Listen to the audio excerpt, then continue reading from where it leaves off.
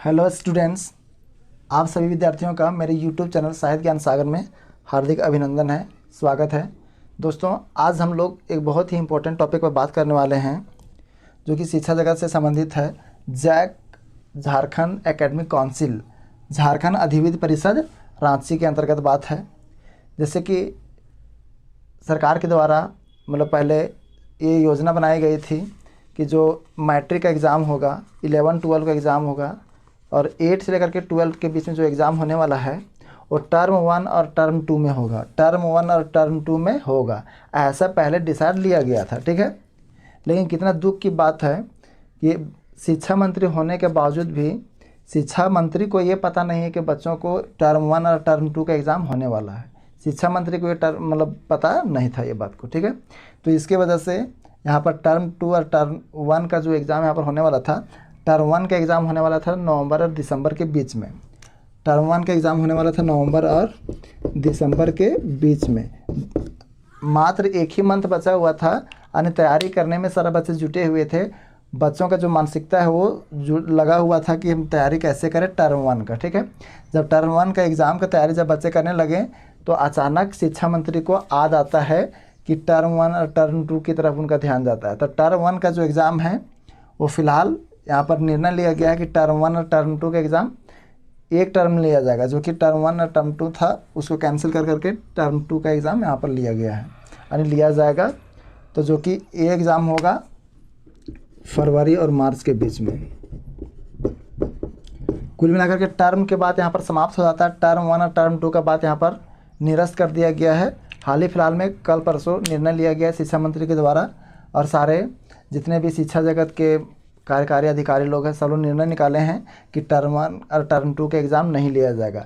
अब बात है यहाँ पर टर्म 1 और टर्म 2 का एग्ज़ाम क्यों नहीं लिया जाएगा। तो सरकार का यहाँ पर ये इसमें अभिव्यक्ति है कि पैसा इसमें ज़्यादा खर्च होने वाला है, इसमें समय भी आदमी बर्बाद करेगा बच्चों का। टर्म 1 और टर्म 2 इसका शेड्यूल जो होता है एग्ज़ाम लेने का, या तो एग्ज़ाम सेंटर देने का, फिर टीचर को भी भेजा जाता है वहाँ पर गार्डिंग के लिए।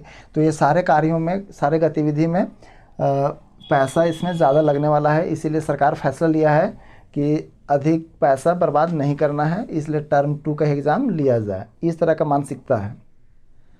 तो अंतिम पल में, जबकि टर्म 1 का एग्ज़ाम होने वाला था फरवरी, ये जो नवंबर और दिसंबर के बीच में टर्म 1 का होने वाला था, और जबकि ये जो टर्म 2 होता है वो मार्च अप्रैल में होता फाइनल।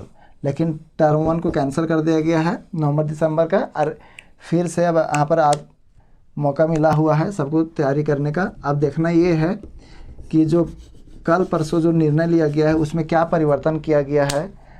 क्लास 8, 9, 10, 11, 12 अब किसको टर्म 1 का एग्ज़ाम देना है कि नहीं देना है, और किसको टर्म 2 का एग्ज़ाम देना है कि नहीं देना है, परीक्षा का पैटर्न कैसा रहेगा वो हम लोग को देखना है। तो बात करें क्लास 8, 9 और 11, क्लास 8, 9 और 11, ठीक है। तो किन्हीं को टर्म 1 का एग्ज़ाम नहीं देना है।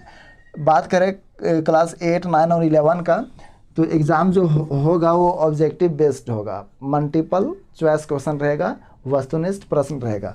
यानी एक प्रश्न रहेगा और उसको आपको 4 ऑप्शन दिया जाएगा, उसको टिक करना है। सभी विषय का जो एग्ज़ाम होगा वो ऑब्जेक्टिव टाइप का होने वाला है। और जो ये है आपका क्लास 10 और क्लास 12 का, क्लास 10 और क्लास 12 का जो एग्ज़ाम होगा वो 2 आधार पर होगा। इसमें ऑब्जेक्टिव एग्ज़ाम भी होगा और सब्जेक्टिव एग्ज़ाम भी होगा, ठीक है।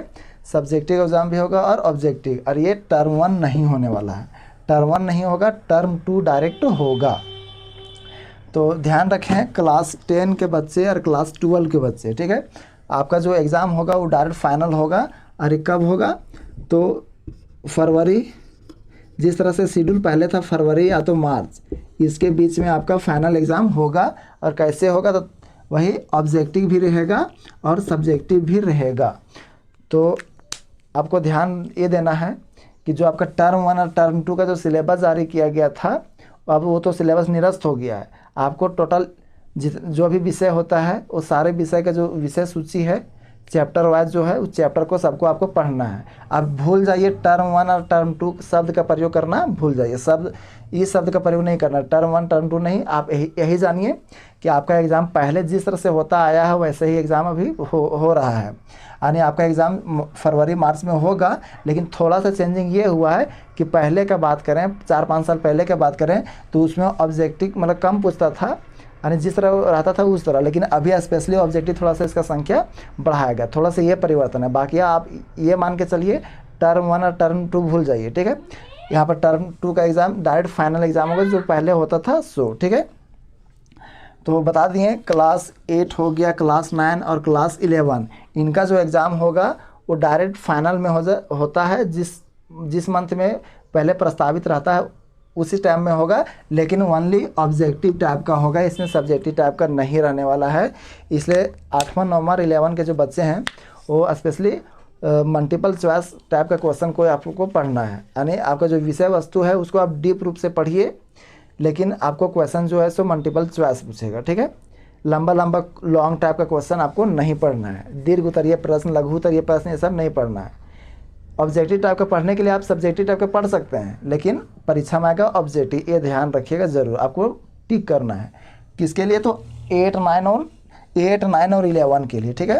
अब बात करेंगे 10 और 12 के लिए, तो 10 और 12 के लिए ऑब्जेक्टिव भी रहेगा, कितना ऑब्जेक्टिव रहेगा सो बाद में निश्चित किया जाएगा जैक के द्वारा, और सब्जेक्टिव कितना मार्क्स का रहेगा वो हम लोग देखने वाले हैं। और सबको बता देते हैं फिर से कि 5 विषय होता है, क्लास 10 का बात कर रहे हैं, क्लास 10 12 जो होता है, जो 5 विषय होता है, जो कंपलसरी 5 विषय है, तो उसमें 20-20 मार्क्स करके आप जोड़ लीजिए, 20-25 100 मार्क्स आपका प्रैक्टिकल का रहेगा, जो कि स्कूल के द्वारा आपको टीचर के द्वारा दिया जाएगा।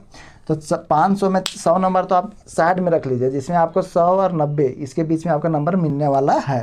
अब बच गया 400, अब 400 में आपको क्लास 10 और क्लास 12 के बच्चे ऑब्जेक्टिव और सब्जेक्टिव टाइप के रहेगा, ठीक है। अब बात करने वाले हैं टर्म 2 का फाइनल एग्ज़ाम कब होगा, तो बता चुके हैं कि फरवरी और मार्च के बीच में टर्म 2, और टर्म शब्द का प्रयोग मत कीजिए, अब सीधे फाइनल एग्ज़ाम का एनुअल एग्ज़ाम का तैयारी का बात कीजिए, ठीक है।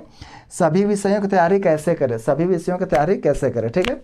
तो इसको हम लोग एक अलग वीडियो में देखेंगे, लेकिन मोटा मोटी बताते हैं कि सभी विषय को टाइम आपको देना पड़ेगा, किसी एक विषय को खास नहीं मानना होगा, सभी विषय के महत्ता को समझना होगा, सभी विषय के महत्व को समझना है।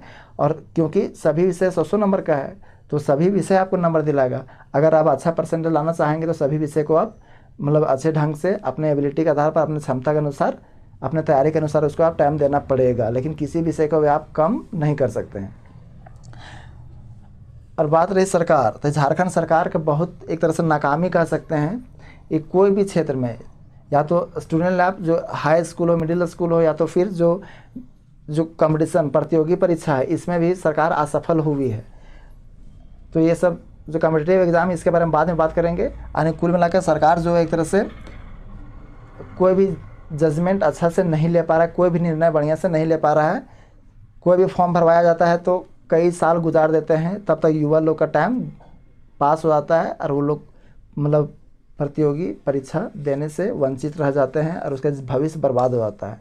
तो कुल मिलाकर निष्कर्ष ये निकालता है कि सरकार जो है, झारखंड के सरकार स्पेशली, वो झारखंड के बच्चों के भविष्य को बर्बाद करने के चक्कर में लगा हुआ है। तो बच्चों को जागना होगा, युवाओं को जागना होगा, और सरकार के खिलाफ सरकार को सबक भी सिखाना होगा, उसको इस गलतियों को मतलब सुधारने का उनको मौका देना होगा। सभी लोग बच्चों के खिलाफ, एक तरह से सरकार जो है से बच्चों के भविष्य के साथ खेल रहा है, तो सरकार को इस बात को समझना होगा। नहीं समझेगा तो वो बहुत बड़ा एक तरह से खामियाजा उनको भुगतना होगा। बच्चे अपने प्रिपरेशन में लगे रहते हैं और एग्ज़ाम आने वाला रहता है और निर्णय को टाल दिया जाता है, तो ये बहुत ही गलत है। चलिए फिर मिलते हैं नए वीडियो में, उसमें देखेंगे कि सभी विषय की तैयारी कैसे करेंगे, ठीक है। और मेरे चैनल पर आप सबों को विषयवार सभी विषयों का ऑब्जेक्टिव टाइप यानी परीक्षा पैटर्न के आधार पर आप लोग को तैयारी करवाया जाएगा। इसलिए मेरे चैनल को ज़रूर सब्सक्राइब कर लीजिएगा और नोटिफिकेशन को ऑन कर लीजिएगा, ठीक है। और वीडियो को लाइक शेयर ज़रूर कीजिएगा स्टडी ग्रुप में, ठीक है। तब तक के लिए जय हिंद, जय झारखंड।